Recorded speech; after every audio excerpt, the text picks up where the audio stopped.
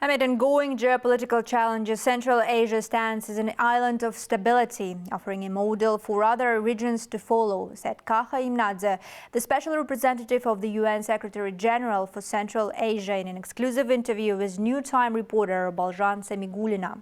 The diplomat stated that reforms within the United Nations Security Council are a crucial global issue, emphasizing that Kazakhstan must play a strong role in advocating for greater representation of developing countries.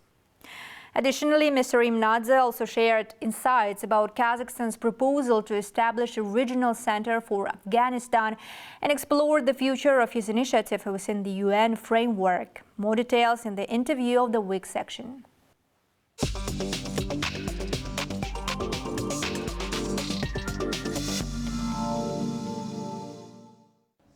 Mr. Imandze, thank you very much for joining us. It's a great pleasure to have you. And let me start from this point. Given the current ongoing UN reforms, experts believe that the Security Council must expand too.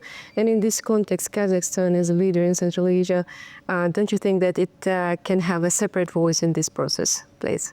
Obviously, things have changed and some reform is necessary. In what form eventually the reform will take place? It's a membership-led process, but more voice from the developing world is something that many countries, including the permanent members of the Security Council, are calling for.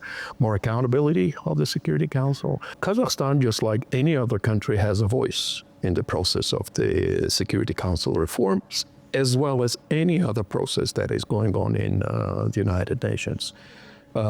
From Central Asian countries, Kazakhstan has been the only one who has served at the Security Council. That was a very active process for those 2 years as elected members. I remember that. I was in New York at that time.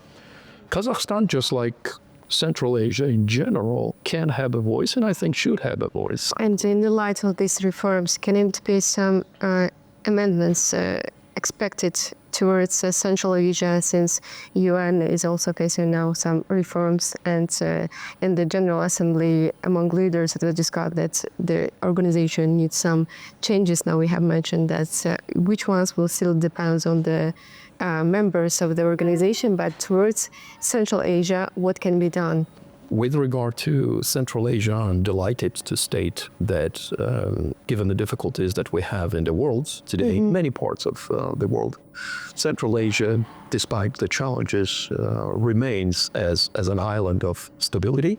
There are a lot of challenges that the Central Asian countries are facing. Those challenges range from the security implications to climate that is also related to eventually possible security challenges as well. And I'm glad to state that Central Asian countries are working closely with each other. And every meeting of consolidated meeting of the heads of states of Central Asian countries is another manifestation of closer cooperation among the 5 countries of Central Asia. Of course, more cooperation, more integration is something that essentially would be even more helpful. But first and foremost is 5 countries.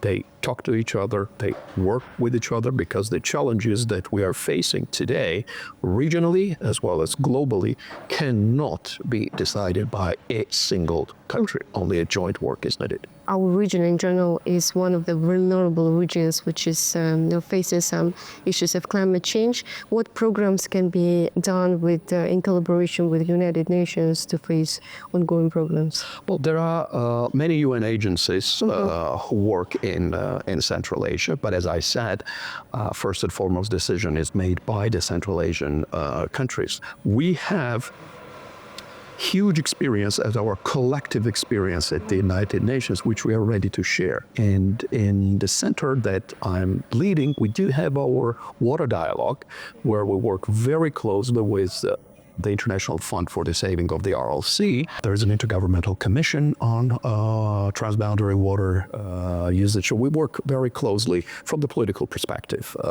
with all of them, trying to help them and give them the tools and the experience and the knowledge that exist in the United Nations. When I say in the United Nations, I don't necessarily mean just this famous, beautiful building that we have in.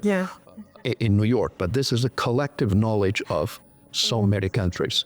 So we do have water strategy that has been developed not by one person, but collectively the center and 5 countries of Central Asia using that collective knowledge. And we are updating now the strategy for another for 5 years. Kazakhstan proposed to establish a regional center in Almaty for Afghanistan. And what's the vision of UN for this office? Can it be built and opened within the next few years? Well, again, as I said, every process in the United Nations is led by the membership. Every decision that is made by the membership. So it completely depends on the membership, and there is a process going on there as far as I know. So we'll have to see how it transpires. The role of Kazakhstan with regard to Afghanistan, the role of Uzbekistan with regard to Afghanistan, Turkmenistan with regard to Afghanistan, Tajikistan that has a very difficult border with Uzbekistan, and Kyrgyzstan, who, well, technically does not border, but it's not very far away. So Afghanistan is a serious factor for security as well as for development in Central Asia. But are there now negotiations about this center within United Nations members? I'm not privy to those negotiations, but there is an initiative of such center through a resolution, which is for the moment, it's a working document, and we'll have to see how it proceeds. And the very last question, Mr. Imandze, I just want to hear your opinion in light of these geopolitical tensions that our region and Eurasian continent in general has been facing, as well as globally with climate change. What is the biggest challenge that our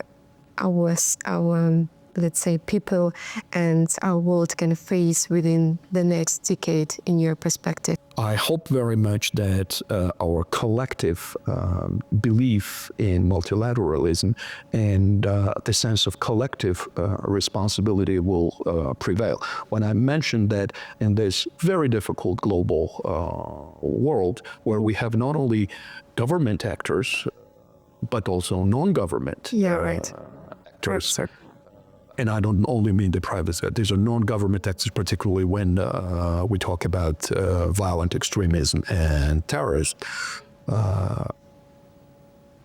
I see in Central Asia, and as I mentioned, Central Asia remains as an island of stability because of our collective sense of responsibility. So I hope very much that other regions will also look and learn the lessons, positive lessons from Central Asia when it comes to that, and collectively will come to the moment when our collective sense of responsibility would prevail.